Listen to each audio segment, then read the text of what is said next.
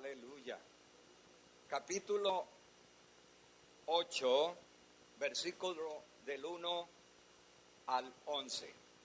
Juan capítulo 8, del versículo 1 al 11. Bendito sea el nombre del Señor. Gloria a Dios.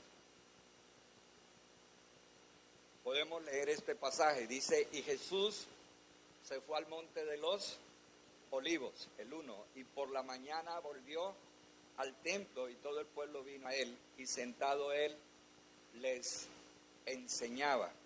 Sentado él les enseñaba. Entonces los escribas y los fariseos le trajeron una mujer sorprendida en adulterio, y poniéndola en medio le dijeron, Maestro, esta mujer ha sido sorprendida en el acto mismo de adulterio. Y en la ley nos mandó Moisés apedrear a tales mujeres. ¿Tú pues qué dices? Mas esto decía tentándole para poder acusarle. Pero Jesús, inclinado hacia el suelo, escribía en tierra con el dedo. Y como insistieran en preguntarle, se enderezó y les dijo, el que de vosotros esté sin pecado, sea el primero en arrojar la piedra contra ella. E inclinándose de nuevo hacia el suelo, siguió escribiendo en tierra. Pero ellos, al oír esto, acusados por su conciencia, salían uno a uno, comenzando desde los más viejos hasta los postreros, y quedó solo Jesús y la mujer que estaba en medio. Enderezándose Jesús, y no viendo a nadie, sino a la mujer, le dijo, Mujer, ¿dónde están los que te acusan? ¿Ninguno te condenó? Ella dijo, ninguno, Señor. Entonces Jesús le dijo, ni yo te condeno. Vete y no peques más. Padre, te damos gracias. Maravilloso eres tú, Señor. Nadie puede hacer las obras que tú haces, Señor. Y cada acontecimiento, Señor, que marcó tu ministerio, Señor, nos tiene un mensaje, nos tiene un cambio, nos tiene una gracia, nos tiene un carisma, Señor, de la sabiduría del cielo, que nos transforma, Señor. Gracias porque todo lo que tú hiciste tuvo una trascendencia para la eternidad, Señor, y una trascendencia en el tiempo, Señor. Gracias te damos, Señor. Gracias, Espíritu Santo, que nos lleva por la palabra en ese proceso continuo de transformación y de santificación para la gloria de tu nombre, Señor. Gracias te damos, Señor, en el nombre de nuestro Salvador Jesucristo. Amén, amén y amén. Jesús pasó la noche en el monte de los Olivos y al otro día fue al templo a enseñar. Jesús continuamente se retiraba de las multitudes, aún en sus tiempos de ministerio, para tener quietud y reposo y adorar y glorificar en quietud y soledad delante del Señor. Amén. A veces necesitamos cada uno de nosotros tener esos tiempos, ¿sí? En nuestros estudios, cuando hicimos el trabajo misionero, nos enseñaron la hora quieta, el tiempo quieto con Dios. Yo no sé si tú tienes un tiempo quieto con Dios, pero yo te recomiendo que tengas un tiempo quieto con el Señor, amén. Un tiempo único y especial como Jesús hizo, que aún siendo Jesús, se apartaba siempre a los lugares desiertos y allí oraba. Dice la Escritura que levantándose muy temprano, aún siendo muy oscuro, se iba al monte, al campo y allí oraba. Eran tiempos que tenía Jesús de alabar y glorificar el nombre del Señor. Amén. Aquí encontramos que Jesús pasó la noche en el monte de los Olivos y al otro día fue al templo a enseñar. Él estaba pasando un momento muy complicado en el ministerio, un momento muy difícil. Habían tratado de prenderle varias veces y se habían echado para atrás los que querían ir por él.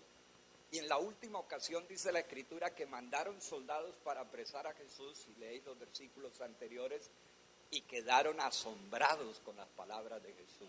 Y cuando llegaron sin Jesús ante sus jefes, les dicen, ¿y por qué no lo han traído? ¿Y qué decían los soldados? Nadie ha hablado como este. Nadie ha dicho las palabras como este. No hay una persona tan maravillosa como esta. No podían detenerle porque Jesús brillaba. Amén. Jesús en sus palabras, en sus obras, en su afecto, era una persona que nadie se atrevía a tomarle preso. Y Jesús estaba viviendo estos momentos en que los religiosos querían prenderle. Ahora encontramos a Jesús que estaba asediado por los religiosos para detenerle. Y dice la Escritura que le traen a Jesús una mujer hallada en el mismo acto de adulterio. Y en especial dice que fueron un grupo de escribas y fariseos. ¿Quiénes eran los escribas? Eran doctos, eran personas estudiosas en la ley de Moisés, eran personas cultas, muchos hacían parte del Sanedrín, del consejo que gobernaba religiosamente la nación de Israel. Eran personas muy sabias, eran las personas que se encargaban de ser copistas de las escrituras de la ley del Torá, eran las personas que documentaban a los reyes y firmaban con los reyes todos los documentos, eran unas especies de copistas y al mismo tiempo casi como notarios. ¿Me explico? Eran personas muy importantes, personas de mucha influencia, personas muy doctas, personas que transcribían la escritura. En su trabajo, ellos y sus hijos y sus descendientes eran personas que cada escritura de la palabra la iban escribiendo para multiplicar los textos, porque eran pergaminos, no había la imprenta. Entonces, cuando una escritura en la Biblia, en esos tiempos el pergamino o el papiro se desquebrajaba, o por el uso alguna letra o alguna palabra o alguna tilde, algo muy pequeño, no daba una idea real, ese papiro era puesto aparte y era puesto uno nuevo, de tal manera de cuidar la pureza del texto, de tal manera que las palabras eran contadas, las letras eran contadas, las tildes y las comas eran contadas, y habían familias cultas y doctas lingüistas que eran los que llevaban que la palabra de Dios se preservara con toda fidelidad. Esto eran los escribas, personas muy doctas, muy cultas, pero personas muy religiosas que se veían a sí mismos como personas buenas, como personas santas y como personas que no cometían errores. El otro grupo que trajo a esta mujer, dice la Biblia, que fueron los fariseos. ¿Qué significa fariseo? Significa los separados. Ellos se creían que eran los mejores, que ellos eran la crema innata del favor de Dios. Ellos se veían a sí mismos como los más espirituales. Yo no sé si alguna vez en tu vida has conocido a esas personas que son creyentes y que se creen mejor que los demás. Se ponen a veces atuendos o se ponen cosas por sobresalir y se hablan a sí mismos como si fueran casi que iluminados. Amén. ¿Han visto esas personas, los religiosos, que están señalando los pecados de otros, que están acusando a todos? Que esta mujer se cortó el pelo, que esta mujer no usa un vestido no sé cómo, que el otro está allá, que mire ese hermano, ese corte de pelo no es de Dios, que por qué van por allí, siempre están acusando a los fariseos, porque realmente el mensaje que están dando no es si esa persona está cometiendo un error. Lo que están diciendo encubiertamente es: yo soy mejor que tú. Amén. Y los conocen, ¿cierto? Que se ponen vestidos y cosas para aparentar mucha espiritualidad, pero son fariseos, se creen a sí mismos apartados, como si ellos mismos lo que tuvieran no lo hayan recibido ¿de quién? De Dios. Y aquí encontramos los fariseos que están acusando a Jesús con los escribas y con la gente que lograron motivar, lograron animar para venir delante de Jesús y traer a esta mujer encontrada en el mismo acto de adulterio. Aquí hay algo interesante. Dice la Biblia que la multitud, estos fariseos, estos escribas traen a la mujer, pero para adulterar se necesita un hombre y una mujer.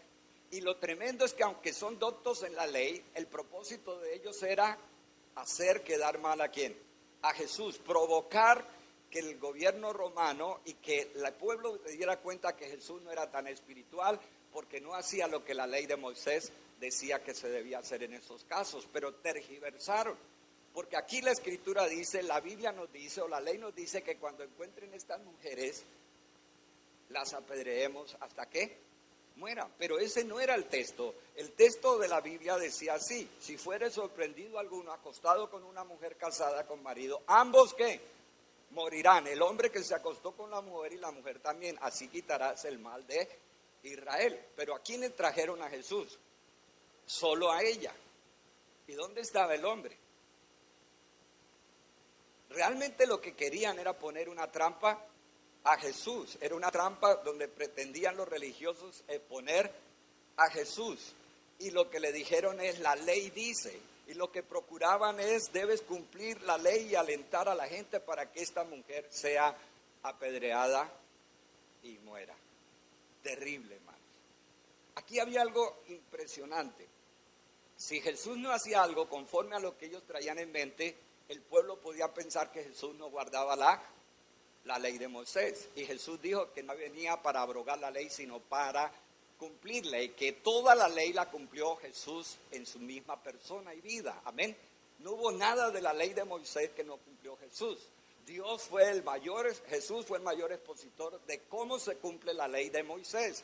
Pero aquí encontramos a esta gente que quería poner y quitar la credibilidad de Jesús delante del pueblo que le estaba escuchando, justamente en los atrios del templo donde él estaba enseñando.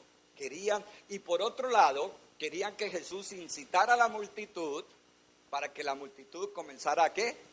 A apedrear a la mujer, la mataran, y entonces ahora Jesús iba a tener problemas con el gobierno romano, porque en ese tiempo de ocupación donde los romanos gobernaban en Palestina y en Israel, en esas regiones, ninguna ley de muerte podía ser ejecutada a menos que los romanos también la aprobaran. Recuerdan que cuando fueron los judíos a matar a Jesús, fueron donde Poncio ¿qué? Y también donde ¿quién? Donde Herodes, porque el gobierno romano no permitía que los judíos aplicaran la pena de muerte sin la aprobación del gobierno ¿qué? Romano. Entonces lo que querían era que Jesús incitara a la multitud para que apedrearan a esa mujer y no solamente dijera o hiciera el paripé de que él cumplía la ley, sino para ponerlo en problemas con el gobierno romano. Pero aquí encontramos a Jesús maravilloso, amén. Dice la Biblia que Jesús se inclinó a tierra y comenzó a escribir en el suelo. Siempre pregunta a la gente, ¿qué escribió Jesús en el suelo? Porque lo hizo 2 veces, ¿cierto? Y comenzó a escribir en el suelo. Los escritores especulan porque no hay nada para decir qué escribió. Pero alguien dijo que quizás estaba escribiendo los pecados de muchos de los que estaban ahí. O que posiblemente estaba escribiendo el Deuteronomio donde dice que los 2 debían ¿qué? Morir y no solamente la mujer. ¿Quién sabe qué estaba escribiendo Jesús? De todas maneras, cuando le vuelven y le insisten a Jesús, debes hacerlo, debes proferir el juicio para que esta mujer muera, porque la ley de Moisés lo dice. La ley de Moisés lo dice y tenemos que cumplir la ley. Y es cuando Jesús se levanta y le dice, el que esté entre vosotros sin pecado, sea el primero en arrojar la piedra. Y volvió y se inclinó y siguió escribiendo. Dice la Escritura que comenzaron los más mayores, acusados por su conciencia, a irse uno a uno. Hermanos, qué tremendo. Qué tremendo, qué sabiduría de nuestro Señor Jesucristo. El que esté entre vosotros sin pecado, tire la primera piedra. ¿Se imaginan todas esas personas pensando en sus propios pecados? En todo lo que habían hecho en su vida y lo que estaban haciendo y seguían haciendo y no se habían arrepentido. Dice la Biblia que los más mayores comenzaron yendo hasta que se quedó Jesús con la mujer y le pregunta a Jesús a la mujer, ¿dónde están los que te acusan? No hay nadie. Y Jesús le dice, ni yo te condeno, vete y no peques más. Wow, qué poderoso lo que Jesús hizo. No solamente perdonó a esta mujer, sino le dio una nueva y maravillosa y gloriosa oportunidad en su vida. También los teólogos dicen que hay que dejar a la especulación qué pasó con la mujer después, pero te aseguro en el nombre de Jesús que lo tenemos que saber en el cielo, que esta mujer fue la mujer más santa del mundo a partir de ese día. Yo creo que jamás volvió a pecar, porque la gracia de Dios había manifestado sobre ella. Estuvo a punto de morir y Jesús había manifestado sobre ella su gracia. Su gracia. Hermano, hay gente en este mundo que se la pasa señalando a otros, juzgando a otros. Pero dígame, hermano, ¿quién de nosotros en esta vida no tenemos también dificultades? ¿Quién de nosotros en esta vida no tenemos errores? ¿Quién de nosotros en esta vida no tenemos luchas? ¿Quién de nosotros en esta vida no pasa por circunstancias difíciles? ¿Quién, aún siendo cristianos, no cometemos errores? ¿Y cuántas veces no pecamos delante del Señor? Amén. ¿Cuántas veces nos equivocamos? ¿Y cuántas veces fallamos? ¿Y cuántas veces pecamos? Y aún así, la gracia de Dios nos levanta para gloria de su nombre. Eso no significa que volvemos a pecar ni queremos volver a pecar, pero aquí se manifiesta este acto del Padre que se llama la gracia. La gracia. Esta palabra gracia está 170 veces en el Nuevo Testamento. ¿Y la gracia qué es? La gracia es el favor que Dios muestra al pecador que merece la muerte, declarándolo ¿qué? Justo y santo, ayudándolo en su santificación y conformando a la imagen de su Hijo Jesucristo, concediéndole el participar de todas las riquezas de Dios en Cristo y haciéndole hijo y heredero de todas las cosas. Amén. Esta es la gracia de Dios, que Dios muestra un favor que no merecía. ¿Qué merecía según la ley esta mujer? La muerte, porque había pecado conforme a esa ley.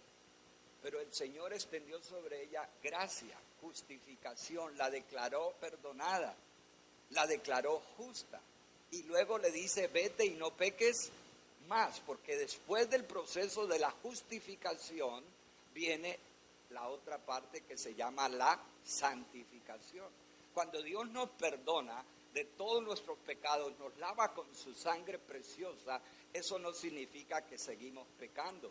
Significa que a partir de ese momento, aleluya, comienza en nosotros la obra de la santificación. Amén. Somos santificados porque es la manifestación de la gracia de Dios. Gracia son todos los actos de la bondad de Dios sobre sus criaturas y su creación. Gracia, escuche bien, es más que misericordia. ¿Saben por qué? Porque la misericordia retiene un castigo que merecemos. La gracia otorga una bendición que no merecemos. Repito, la misericordia retiene un castigo que merecemos. La gracia otorga una bendición que no merecemos. No solamente Jesús perdonó a esta mujer y tuvo misericordia de ella y no aplicó el castigo que correspondía a su pecado, pero no se quedó ahí la misericordia de Dios. Dios mostró gracia porque a partir de ahí comenzó a bendecir y a cambiar y a transformar la vida de esta mujer. Amén. Muchas veces pensamos que en la religión nos dicen que tenemos que comportarnos bien para hallar gracia. Y realmente no es así. La Biblia dice que aún siendo pecadores, Cristo murió por nosotros. Dios nos recibe como estamos. No importa lo pecador que seamos en este mundo sin Cristo. No importa qué mal hemos hecho. Si hemos sido genocidas, pedófilos, prácticas sexuales, la persona llega a los pies de Cristo. Y el Señor le perdona. Aleluya. Amén. Amén. A todos. Al mentiroso, al chismoso. A todos nos perdona. Eso es el acto de la justificación, que Dios tiene misericordia de nosotros y nos justifica. Pero no se queda ahí. Viene el acto de gracia que comienza a obrar en nuestra vida y nos da la capacidad de ser llamados hijos de Dios. Nos hace herederos, aleluya, nos hace herederos de toda su gracia y de toda su misericordia. Amén. No podemos estarnos señalando. Hermanos, cuando veamos a alguien que esté pasando circunstancias difíciles, oremos por esa persona.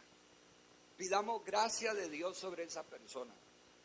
En lugar de estar nosotros señalando, en lugar de estar nosotros amenazando, en lugar de nosotros estar aplicando, porque quizás un día nosotros vamos a estar en una circunstancia difícil.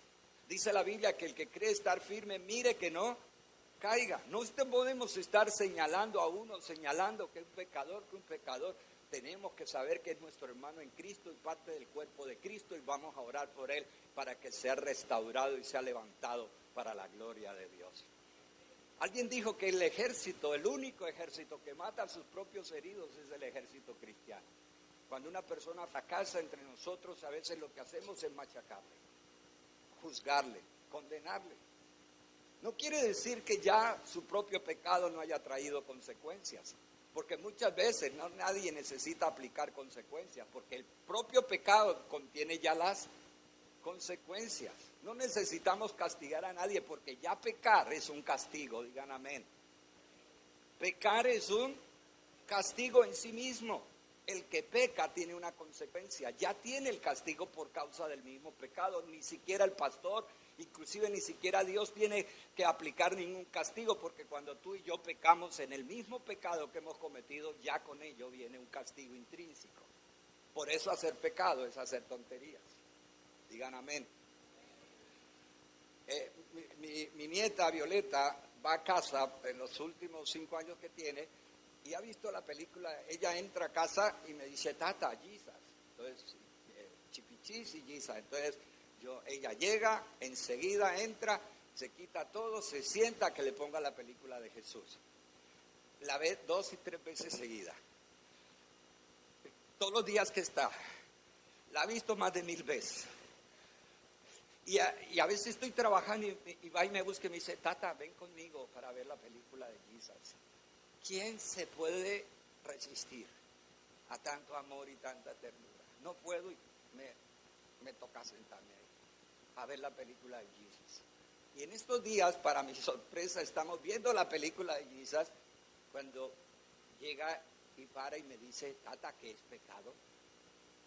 Entonces, 5 años me pongo yo a ver cómo es que le voy a decir lo más sencillo, y le doy un concepto sencillo, profundo, digo yo, del pecado, pero que lo pudiera comprender, y ella hace la siguiente síntesis. Vale, Tata, entonces pecado es hacer tonterías. Y le dije, sí, pecado es hacer tonterías, porque en el griego la palabra pecar de Romanos 6:23 y 3:23 habla que es estúpido pecar, que es tonto pecar, que es ridículo pecar, que no vale la pena pecar, porque dice que la paga del pecado es estúpido pecar. Entonces, si una persona peca, ya en el pecado tiene la consecuencia. No necesita que tú y yo lo señalemos, necesita que lo ayudemos a levantarlo para la gloria de Dios. Y aquí fue lo que hizo Jesús, mostró gracia y misericordia. ¿Cuántos pecadores han venido a Jesucristo y Jesucristo los ha transformado? La palabra de Dios dice, porque no envió Dios a su Hijo al mundo para condenar al mundo, sino para que el mundo sea salvo por él. Y en el libro de Proverbios, ojalá lo escriban, dicen en Proverbios 16:6, con misericordia y verdad se corrige el ¿qué? Con misericordia y verdad se corrige el pecado, y con el temor de Jehová las personas se apartan del mal. Dice con misericordia y ¿qué? Y verdad. Cuando tenemos misericordia, producimos cambios en la vida de las personas y se corrige el pecado. Con misericordia. Yo no sé qué evangelio es el que tú has aprendido.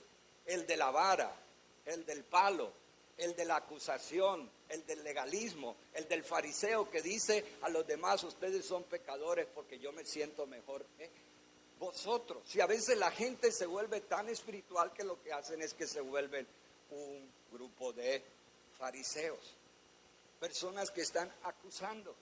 Pero dice aquí que con misericordia y con verdad se corrige el pecado. Y vamos a seguir estudiando porque la verdad va mucho más completa y más integral. Dice aquí, la gracia no es la licencia para seguir ¿qué? Pecando. Es el inicio, proceso y final de una vida nueva a la imagen de Jesucristo. San Pablo dice en Romanos, ¿pecaremos pues para que la gracia abunde? En ninguna manera. Los que hemos muerto al pecado, ¿cómo viviremos aún en él? Es la gracia la que nos restaura, es la gracia de Dios la que nos perdona, es la gracia de Dios la que nos santifica, es la gracia de Dios la que nos lleva de su mano para hacernos a conformidad de la imagen de nuestro Señor y Salvador Jesús. Amén. Dice John Newton, el que escribió Maravillosa Gracia de Dios, era quien comerciaba con esclavos de África. Fue el que compuso ese maravilloso himno Amazing Grace. ¿Habéis oído? Es increíble, dice, por la gracia de Dios soy lo que soy. Mi pobre historia pronto sería mucho peor si Él no me respaldara, me contuviera y velada sobre mí a cada minuto. Amén. Dice, porque la gracia de Dios se ha manifestado para salvación a todos los hombres. Se pueden imaginar, hermanos, un sencillo Pedro que era un pescador. Era Galileo. Todos los judíos desde pequeños iban a la sinagoga. De alguna manera tenían algún conocimiento de Dios. Sin embargo, Pedro era una persona que le dijo a Jesús, apártate de mí porque soy un hombre que... ¿Quién sabe qué era Pedro de pecador? Pero yo trabajé en una comunidad de pescadores en el año 82. Comenzamos una iglesia entre pescadores de un río, artesanales. Y comencé a convivir con ellos. Yo me iba los fines de semana o 3, 4 días para hablarles de Cristo a las horas que ellos no estaban pescando y conviví con ellos y con sus familias. Y me di cuenta que era un gremio bastante complicado. Que eran bandidos, que eran mujeriegos, que eran fornicarios, y que eran adúlteros, y que eran mentirosos, y que, pero es que ¿a dónde va uno que no encuentre que los seres humanos somos así? Por todas partes. Pero ese gremio estaba ahí, entonces me puse a pensar en Pedro, que le dijo a Jesús que, apártate de mí que soy un hombre que, ¿y qué le dijo Jesús? Así es, tú vas para el infierno. Le dijo, no, ven en pos de mí y te haré pescador. Esto es gracia. ¿Qué merecía él? La muerte. ¿Qué merecía él? Que lo despellejaran vivo. ¿Qué merecía él? Un carronazo. ¿Qué merecía él? Que lo juzgaran. ¿Qué merecía él? ¿Quién sabe cuántas veces Pedro adulteró? ¿Cuántas veces Pedro hizo maldades?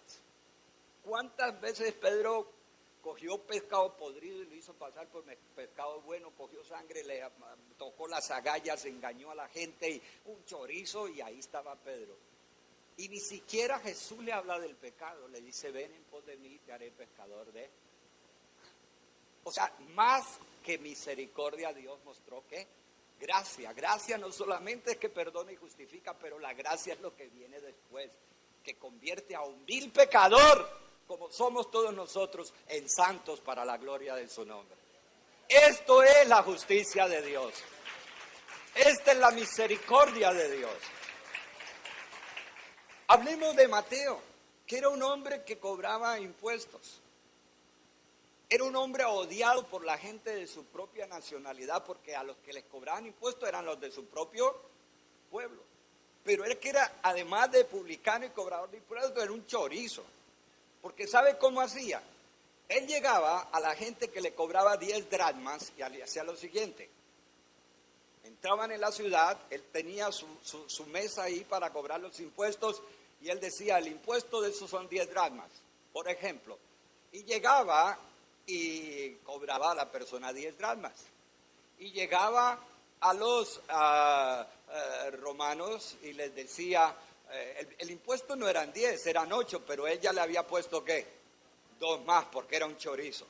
Pero es que era un chorizo eso de cantimpalo, de los más malos, porque llegaba y le añadía más impuesto que el que correspondía. Entonces, el impuesto real eran 8, pero él cobraba ¿qué? 10. ¿Y sabe cuánto le daban a los romanos? 6. ¿Entendemos esto? Era doble chorizo de cantimpalo. Doble, porque robaba a su pueblo, robaba a los romanos y se enriquecía con eso. Era un bandido. ¿Y qué le dijo Jesús? Lo encontró en el mismo acto de sus delitos, porque dice que estaba en la mesa cobrando los impuestos, los tributos. ¿Y qué le dijo Jesús? Sígueme. Y dice la Biblia que Mateo, dejándolo todo, siguió al Señor. Oye, ¿por qué Jesús no fue al templo a buscar sacerdotes de esos buenos que estaban bien vestidos? A un fariseo que tenía su vestido, su ropa, a un doctor de esos que estaba acusándolo de la ley, que tenía vestidos blancos. Muchos fariseos y escribas y saduceos y religiosos se ponían flecos aquí, por acá, por todas partes, para verse más que espirituales, ¿sí? Y sabe que iban a visitar a las personas, y lo visitaba era al mediodía. ¿Y sabe para qué visitaban a mediodía? Para que los invitaran a comer. Eran unos bandidos, y Jesús les dijo: vosotros acabáis la comida de las viudas. Pasaban por una casa, había una viuda, salía un olor a bacalao, salía un olor así a pollo asado, a carne así, y salía así. Y ¿sabe qué hacían los fariseos? El Señor les bendiga, venían a la hora de la comida, porque mira, y dice que muchos acababan las casas de las viudas, porque así mismo se invitaban: hermana, vamos a orar, y de paso me pone un solomillo ahí bien puesto. Eran unos bandidos.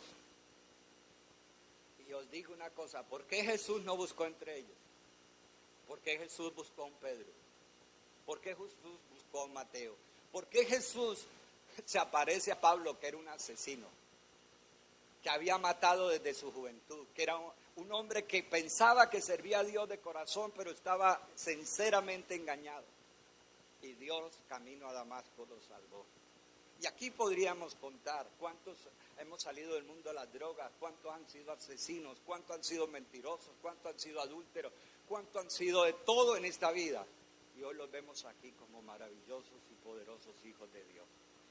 Esto es la gracia de Dios. Y por eso no podemos estarnos señalando. Y por eso no estamos juzgándonos unos a otros. Dice: porque la gracia de Dios se ha manifestado para salvación a todos los hombres.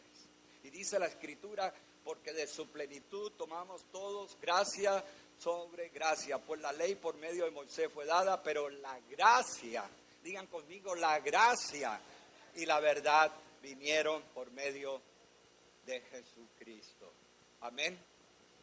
Dios es la persona, solamente Dios borra pasados desagradables y escribe futuros nuevos y hermosos. Esto es la gracia del Señor. Cómo nos ha salvado, cómo nos ha perdonado, cómo nos está santificando por pura gracia, hermanos. Amén. Me gustaría haber hablado con alguien entre nosotros para que alguien dijera: yo era antes de conocer a Jesús así. Hoy soy una nueva criatura. Dios no solamente me perdonó, pero me dio algo que yo no tenía, y era una oportunidad nueva. Y volvemos a lo mismo: si Dios nos está santificando, en esa vida de santificación nosotros estamos expresando la gracia y el amor del Padre. Cómo el Señor nos ha salvado. Dice la Biblia que a quien más se le perdona, más ama. Hay personas, hermano, que son terriblemente pecadores, y esas personas, cuando son salvadas por el Señor, se convierten en tremendamente santos. Amén. Son personas poderosas en Dios. Amén. Son poderosos en Dios, porque dice la Biblia que al que más se le perdona, más ama. Pero dígame una cosa: yo creo que todos hemos sido súper recontra perdonados, hermano. Tendríamos que estar amando al Señor que mucho, ¿sí? El otro día estaba un niño, un hijo de un pastor, escuchaba todos esos testimonios que un hermano el domingo: yo maté a tal y hice esto, pero Cristo me transformó. Una mujer, yo hacía esto, pero Jesús me cambió. Escucha, y el hijo del pastor, ahí jovencito, tenía unos 6, 7 años, decía: yo no he hecho nada de todo eso, y entonces seré salvo, no seré salvo. Hasta que descubrió en esa edad que el solo hecho de estar ya con Dios había sido salvado, porque estaba llegado a la presencia del Señor. Hermano, yo no sé cuál sea su pecado. A veces juzgamos. Nosotros no somos homófobos. O sea, nosotros amamos a los homosexuales. Juzgamos claramente el pecado del homosexualismo. Pero alguien dijo en una ocasión, yo no quiero ir a una iglesia evangélica hablando de un homosexual porque allí me juzgan porque ellos pecan de otras formas. Y yo peco de otra forma. Nosotros no estamos para señalar a nadie, tenemos como iglesia que estar preparados para recibir a todos los pecadores como sea que nos lleguen. Y en este lugar serán bienvenidos. Y serán justificados por Dios y serán santificados por Dios. Y la gracia de Dios se manifestará sobre ellos de tal manera que el resplandor de la gloria de Cristo será visto en sus vidas. Y no importa cómo puedan llegar. No importa cómo puedan llegar. Yo a veces he hablado con personas, hermano, he recogido gente de la calle y me dicen, pastor, es que yo soy un pecador. Y yo le digo, gloria a Dios. O sea, que no pasa nada. Que puede ser el más miserable de los pecadores o pecadoras de este mundo, no pasa nada. Jesús te ama. Tú eres la oveja que se ha perdido. Tú eres la moneda que Él quiere buscar y encontrar. Porque Él vino a buscar y a salvar lo que se había perdido. Ahora, quiero contarles algo. Este pasaje, por 300 años, hubo discrepancia entre los teólogos de la iglesia primitiva si debía estar en el canon de la Biblia o no. Si lo quitaban de Juan. Y sabe que estudiando nos dimos cuenta que los que querían quitarlo eran aquellos que pensaban que lo que Jesús había hecho era darle una licencia a la mujer para seguir pecando. Y decía, no, ese pasaje, las mujeres se van a rebelar y se van a dar cuenta que no hay castigo. Y una mentalidad machista, escucha, quería quitarlo de la Escritura. Inclusive en muchos textos antiguos no lo colocan, pero por el miedo, entre comillas, de que las mujeres fueran a adulterar y no tuvieran un castigo. Pero el Señor mantuvo su palabra, porque a través de lo que Jesús hizo, mostró más allá de misericordia, mostró gracia, que es que le dio a esta mujer lo que ella no merecía y le dio una nueva oportunidad de vida. Porque el religioso siempre anda señalando, porque el religioso siempre anda acusando, porque el religioso siempre anda juzgando, porque el religioso no ve el vaso medio lleno, sino el vaso medio vacío, porque la actitud del religioso siempre es crítica, y no crítica constructiva, sino crítica destructiva. Ahora, para terminar os digo, en Romanos el apóstol San Pablo encontró que los cristianos pensaban que la gracia les daba licencia para seguir pecando. Por eso el versículo que hablamos antes, los que hemos muerto al pecado, ¿por qué viviremos en él? Y se introdujo una doctrina que se llamó el antinomianismo, que decía que las personas pecaban en su cuerpo, pero que su espíritu se mantenía puro. Entonces eran pecadores compulsivos, cristianos, que pensaban que su espíritu se mantenía puro, aun cuando en su ser, en su carne, en su físico, ellos pecaban. Y la Biblia no dice eso. La Biblia dice que el que se une con el Señor, un espíritu, es con Él. Y la Biblia dice que el cuerpo de nosotros es templo del Espíritu Santo, y que el cuerpo de nosotros es casa del Dios viviente. Amén. Y que nuestro cuerpo es santo. Hay santos 90, 60, 90, hay santos 80, 150, 30, de muchos tamaños de santos, pero templos del Espíritu Santo somos. Y estamos santificados. Nuestro cuerpo no es para el adulterio, no es para la fornicación, dice Pablo. Vuestro cuerpo es para el Señor. Entonces, cuando quieren acusar a Jesús de que pasa por alto sin castigo el pecado, están equivocados.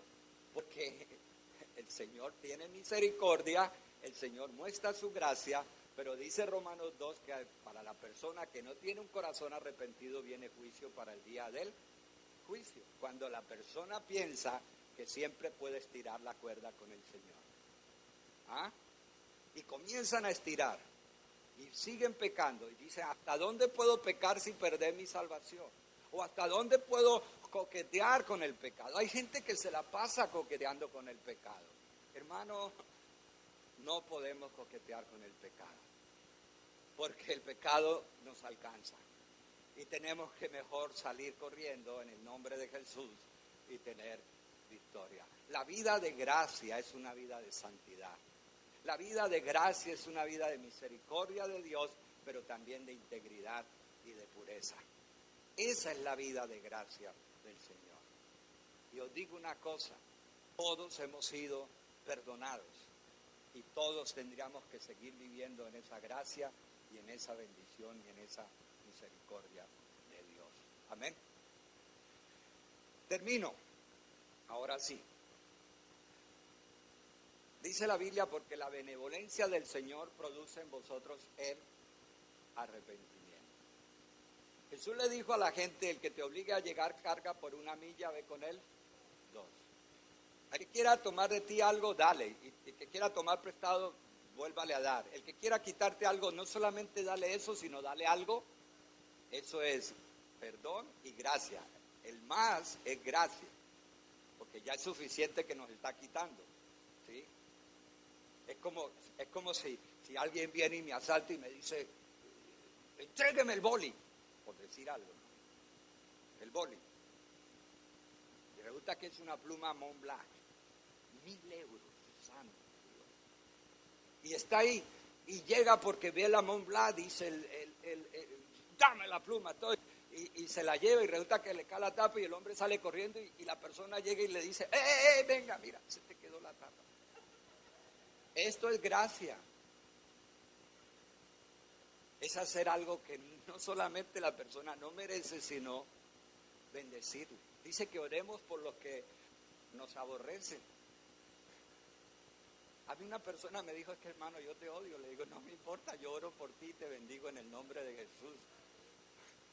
¿Por qué? Porque la gracia es eso, que damos lo que los otros no merecen, ¿sí? Ahí está el tercero que te tiene toda aburrida, y tú la ves con la compra y tú vas y le ayudas, y esa persona está ahí que se sube por las paredes porque te odia, pero tú la bendices en el nombre de Jesús. Eso es gracia. Ese es el corazón del Padre, que tú y yo, siendo unos miserables pecadores, no solamente no nos castigó, sino que nos dio una vida que nunca teníamos derecho a tener, pero Él nos la dio para la gloria de su nombre. Igual que la mujer, fue perdonada, fue santificada, fue transformada. Y esa mujer yo sé que va a ocupar un lugar de preeminencia en el reino de Dios. Y yo sé que ella va a ser un testimonio en los cielos de la gracia y de la misericordia del Señor. Padre, te damos gracias en esta mañana, Señor. Oh Señor, te damos gracias en el nombre de Jesús. Pídele perdón al Señor si eres un fariseo, si eres una farisea, que andas acusando como si tú lo que tuvieras no lo hubieras recibido. Todos hemos recibido la gracia y la salvación de parte de Dios. Y quien murió en la cruz fue Jesús, pero eras tú y yo el que teníamos que morir ahí. Pero Dios mostró misericordia y perdón sobre nosotros. Oh Señor, te damos gracias, Señor. Gracias por este perdón tan grande, Señor, por habernos declarado justos cuando éramos pecadores. Y ahora que nos estás santificando a la imagen de tu Hijo Jesús, esto es gracia. Esto es algo que no merecemos, Señor, pero que tú en tu infinita misericordia nos has concedido, Señor. Gracias te damos, Señor. Gracias, Señor. Mi corazón está eternamente agradecido con el favor que has mostrado, Señor. Cómo tú nos has transformado, Señor. Cómo tú nos has cambiado, Señor. Y como dijo este hombre Newton, que si el Señor no hubiera estado en su vida, estaría peor, estaría acabado, estaría destruido. Pero la gracia de Dios le dio una nueva vida y le dio una nueva oportunidad. Oh Dios, te damos gracias en el nombre de Jesús. Gracias te damos en el nombre de Jesús. Gracias te damos en el nombre de Jesús. Que nuestros pecados han sido perdonados y nuestros pecados han sido olvidados, Señor. Gracias te damos, Señor. Gracias te damos. Aleluya. Dele las gracias a Dios por tu vida. Dígale, Señor, gracias por haberme salvado. Gracias por haberme perdonado. Gracias porque ahora me estás santificando. Gracias porque ahora me estás transformando a la imagen de tu Hijo Jesús. Gracias porque yo era un miserable pecador, una miserable pecadora. De lo peorcito era yo. Pero tú me salvaste, me rescataste, me justificaste, me lavaste con tu sangre preciosa, moriste en la cruz por mí, ocupaste el lugar que me correspondía a mí en una cruz. Aleluya, aleluya, oh, aleluya, oh, gloria a Dios. El apóstol Pedro, viendo cuánta gracia Jesús había tenido sobre él, cuando fue perseguido en Roma y fue sacrificado, porque Pedro fue muerto por causa de Cristo, lo fueron a crucificar como Jesús. Y él dijo, no soy digno de morir como mi maestro. Y Pedro murió con la cabeza hacia abajo, en una cruz también, pero con la cabeza hacia abajo.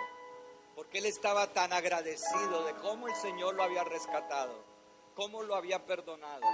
Luego cuando lo negó, el Señor lo restauró. Cuando lo negó, el Señor lo levantó. Cuando el Señor restauró a Pedro nuevamente, siendo creyente, fracasó. Quizás tú has sido un creyente que ha fracasado y estás teniendo luchas y con culpabilidad. Yo te digo una cosa, Dios en la persona de Jesús sanó el corazón que estaba quebrantado de Pedro cuando negó a Jesús. Porque ya era creyente, ya había visto a Jesús, ya había visto la gloria de Dios en la transfiguración, había visto todo y aún así había negado a Jesús. Pero Jesús vino por gracia, aleluya, por gracia, vino y lo restauró, vino y lo sanó y lo perdonó y tuvo misericordia y luego le encomendó predicar el evangelio a los gentiles. Aleluya. Y Pedro tomó las llaves de la gracia de Dios que le había concedido Jesús y a través de la predicación abrió puertas para que no solamente los gentiles, no solamente los judíos, sino también los gentiles fueran hijos de Dios. Aleluya. Alguien que no sabía, alguien que estaba allí como pescador, alguien que era pecador, fue escogido y fue convertido en el gran apóstol Pedro.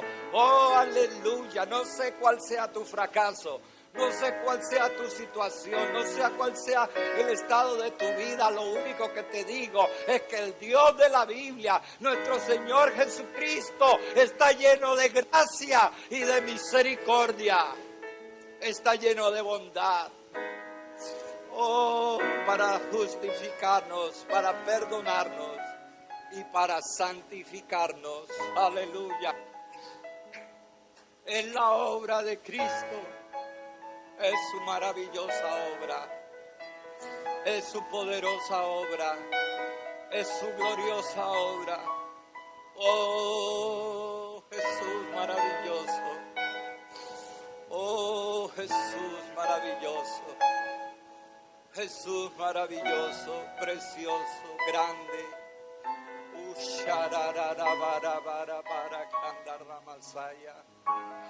Oh, Señor Jesús, Señor Jesús, gracias te damos, Señor. Aleluya. Permítenos ver a las personas como pecadores que necesitan a Jesús, que no necesitan nuestro juicio, pero sí necesitan la gracia de Dios. Oh, Señor, ayúdanos a ver los que no te conocen como personas que necesitan recibir la gracia de Dios y la nueva vida en Cristo. Oh, Señor, te damos gracias. Oh, Dios, te damos gracias, Señor. Gracias te damos, Señor. Gracias te damos. Gracias te damos, Señor. Gracias te damos, Señor. Gracias te damos, Señor Jesús. Oh, aleluya, Señor. Gracias te damos, Señor Jesús.